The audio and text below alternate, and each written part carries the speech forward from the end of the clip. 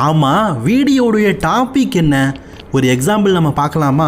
டபிள்யூடபிள்யூல பார்த்தீங்கன்னா dean Ambrose அப்படிங்கிற ரெஸ்லரை பற்றி தெரியும். ஷீல்டு மூலியமாக மிகப்பெரிய ஃபேமானவர்.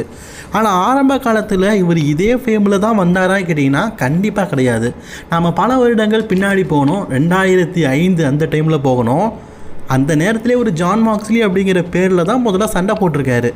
டபிள்யூடபிள்யூலையும் பார்த்தீங்கன்னா சண்டை போட்டிருக்காரு. டபிள்யூடபிள்யூவில் பார்த்தீங்கன்னா முகமே தெரியாத ஆள். நான் அந்த முகத்தை நல்லா ஞாபகம் வச்சுக்கோங்க. முகம் திரும்பும்போது ஃபோட்டோ கொஞ்சம் கிளர் அடிக்கிற மாதிரி தான் இருக்கும். ஆனால் இது வேறு யாருமே இல்லை, நம்ம டீன் ஆம்ப்ரோஸ் தான். அந்த டைமில் டபிள்யூடபிள்யூவில் பார்த்தீங்கன்னா ஜாபராக ஒர்க் பண்ணியிருக்காரு. ஒரு சில மேட்சஸ் சண்டை போடுவாருங்க, தோற்று போவார். அம்புட்டு தான். பெரிய ஆப்பர்ச்சுனிட்டிலாம் டபிள்யூடபிள்யூ எதுவுமே கொடுக்கல. அடுத்து இந்த பிங்க் ஹேர் மண்டையனை பார்த்துக்கோங்க. இதுவும் நம்ம ஜான் மாக்ஸ்லி தான், அதாவது டீன் ஆம்ப்ரோஸ். அவரும் அந்த டைமில் 2010 டபிள்யூடபிள்யூக்கு வந்தார். மெயின் ஷோவில் சண்டை போடுற அளவுக்கு டேலண்ட் இருந்திருக்குது. ஆனாலும் அப்பவும் ஜாபரை தான் யூஸ் பண்ணியிருக்கிறாங்க.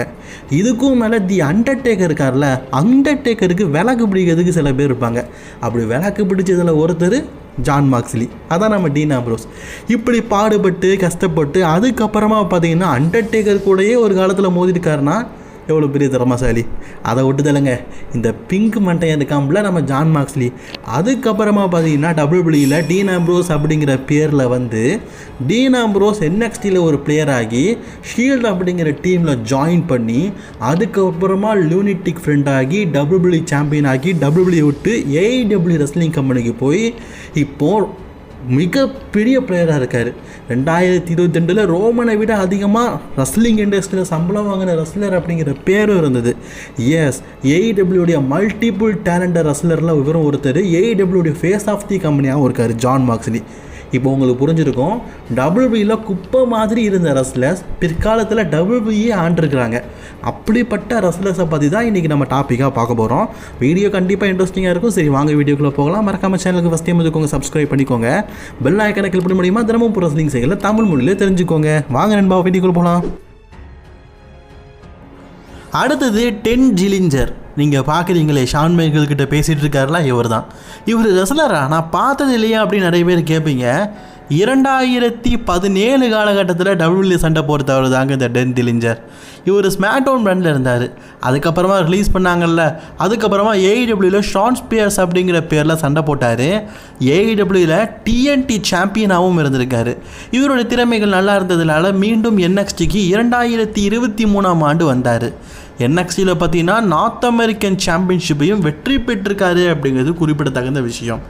இன்னும் ஷான் ஸ்பியர்ஸ் NXT பிராண்டில் தான் ஒர்க் பண்ணிகிட்ருக்காரு.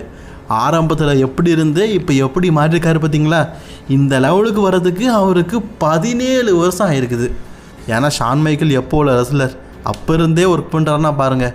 அடுத்தது பாபி ரூட் த க்ளோரியஸ் அப்படின்னு சொன்னால் நிறைய பேருக்கு ஞாபகம் வரும்.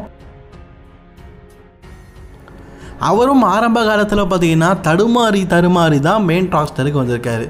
டபிள்யூடபிள்யூல மல்டிபிள் சாம்பியன்ஷிப்பை வின் பண்ணியிருக்காரு, வேர்ல்டு டைட்டிலை தவிர.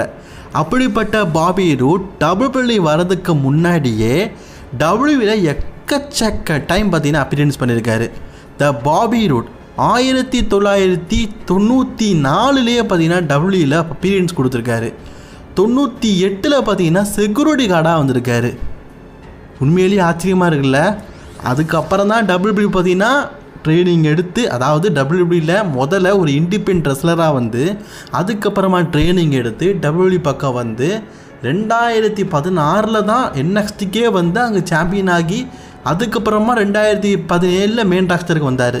போதாத காலம் இவருக்கு இன்ஜுரி ஆனதுனால இப்போ டபிள்யூடபிள்யூல செக்யூரிட்டி கார்டாக ஒர்க் பண்ணிகிட்ருக்காரு. இந்த தரவரிசையில் அடுத்து பார்க்க போகிறது சமோஜோ. நான் சொல்கிற செய்தி உங்களுக்கு ஷாக்கிங்காக இருக்கும். சமோஜோ ஒரு WWF ரெஸ்லர். அதாவது WWF அப்படின்னாலே பார்த்தீங்கன்னா 2000க்கு முன்னாடி, அதுக்கு முன்னாடி இருந்தே டபிள்யூல சண்டை போடுறாரு சமோஜோ அப்படிங்கிற பேரில். என்னப்பா சொல்கிற? 2016 தான் இவர் ரா பிராண்டில் டெபியூட் ஆகிருப்பார். அதுவும் நியூ லுக்குள்ள இருக்கிற அந்த WW லோகோவில். இவர் WWF காலத்திலே இருக்காரான்னு கேட்டிங்கன்னா எஸ். WWF காலத்தில் சண்டை போட்டு அதுக்கப்புறமா திறமையை வளர்த்து TNAல பெரிய ஆளாகி ROHல பெரிய ஆகி அதுக்கப்புறம் தான் NXTயில் சாம்பியன் ஆகி தன்னுடைய திறமைகளை காட்டி 2017 காலத்தில் WWEக்கு வர மெயின் ராஸ்டருக்கே வர முடிஞ்சுது. இவர் தன்னை நிரூபிக்கிறதுக்காக 18 வருஷத்தை ஸ்பெண்ட் பண்ணியிருக்காரு. 1-2 வருஷம் இல்லைங்க, 18 வருஷம். அதுக்கப்புறமா மெயின் ராஸ்டருக்கு வந்து WWE பெருசாக இவர் எதுவுமே காட்டலை. இவர் ரொம்ப கீழ்த்தரமாக தான் காட்டினாங்க மெயின் ராஸ்டரில். அதுக்கப்புறமா இப்போ AEW போயிட்டு AEW heavy weight championship win பண்ணுறது கஷ்டமான விஷயம். ஜான் மாக்ஸ்லி மாதிரியான ஒரு சில பேர் தான் வின் பண்ணியிருக்கிறாங்க. அதுலேயும் 2 முறை AEW ஹெவி வெயிட் சாம்பியன்ஷிப்பை வின் பண்ணி அங்கே ஒரு மிகப்பெரிய முத்திரையை படைச்சிருக்காருன்னா பாருங்களேன். இந்த லிஸ்ட்டில் அடுத்தது நம்ம பார்க்க போகிறது MVP அப்படிங்கிற ரெஸ்லரை பற்றி உங்களுக்கு நல்லாவே தெரியும். இவர் ஆரம்ப காலத்தில் ஈஸியெல்லாம் WWEக்கு வரலாங்க. இது நிறைய பேருக்கு தெரிஞ்ச விஷயந்தான். MVP வந்து WWEல சில நாட்கள் தான் இருந்தார். ஆனால் இவர் 1994லேயே கேட்டாங்கல்லாம் இருந்தார்ல, அந்த டைமில் ஒரு செக்யூரிட்டி கார்டாக இருந்திருக்காரு.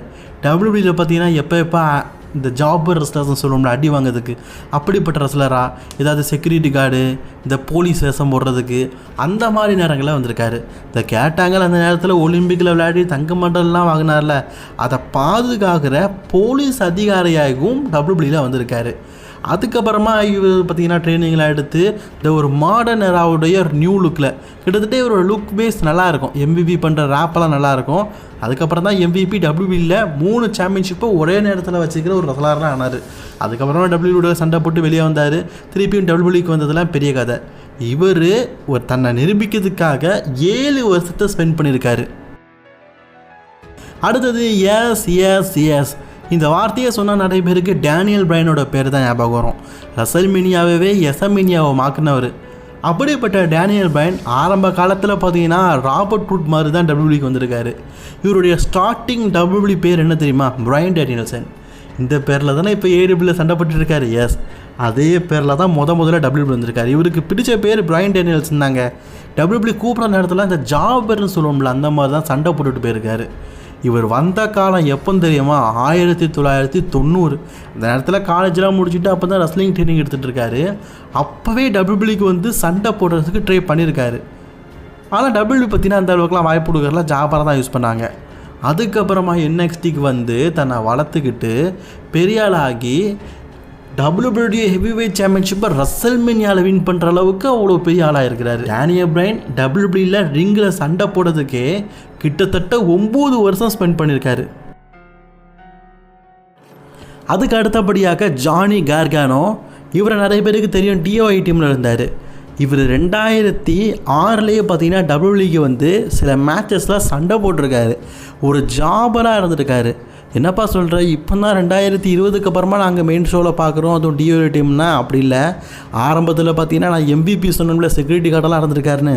அந்த நேரத்துலேயே இவரும் பார்த்தீங்கன்னா செக்யூரிட்டி கார்டாக இருந்திருக்காரு. இவர் யாருக்கு செக்யூரிட்டி கார்டாக இருந்தாலும் தெரியுமா? MVPக்கே செக்யூரிட்டி கார்டாக இருந்திருக்காரு. அண்ட் MVP செக்யூரிட்டி கார்டாக இருந்ததுக்கப்புறமா இவர் ரெஸ்லிங் பண்ணியிருக்காரு. MVP கூடயே சண்டை போட்டிருக்காரு. ஒரு கோமாளியான வேஷத்தில் NXTல டெபியூட் ஆகிருக்கிறாரு. அதே மாதிரி ஸ்மாக்டவுன்லேயும் பார்த்தீங்கன்னா கோமாளியான விஷயத்தில் கோமாளி மாதிரி பார்த்தீங்கன்னா NXTலையும் சரி மெயின் ராஸ்டர்லையும் சண்டை போட்டிருக்காரு. அதுக்கப்புறமா தன்னுடைய திறமைகளை வளர்த்து ஒரு செக்யூரிட்டி கார்டாக NXTக்கு வந்து அதுக்கப்புறமா NXTல ஒரு ரெஸ்லர் ஆகி அதுக்கப்புறமா தான் மெயின் ராஸ்டருக்கு வந்திருக்காரு. ஜானி கார்கானோ NXTயோட ஒரு ரோல் மாடல்னு சொல்லுவாங்க.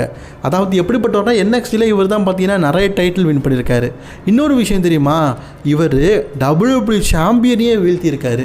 இது எப்போ நடந்தது அப்படின்னு கேட்டிங்கன்னா, இது வந்து ரொம்ப வருஷம் முன்னாடி கிட்டத்தட்ட 2010 காலகட்டத்தில் ஷேமஸ் கூட ஒரு ஜாபர் ரெஸ்லர் சண்டை போடும்போது அந்த ஜாபர் ரெஸ்லருக்கு ஜான்சனை ஹெல்ப் பண்ணியிருப்பார். அந்த ஜாபர் ரெஸ்லர் தான் ஜானி கார்கானோ. அன்னைக்கு WWE சாம்பியனான ஷேமஸையே ஜானி கார்கானோ வீழ்த்தியிருப்பார். இந்த தொகுப்பு நல்லா இருக்குன்னா ஒரு லைக் பண்ணிக்கோங்க. தொடர்ந்து வீடியோ பார்க்கறதுக்கு சேனலை சப்ஸ்கிரைப் பண்ணிக்கோங்க. அடுத்தது பார்ட் 2 இருக்குது, சரிங்களா?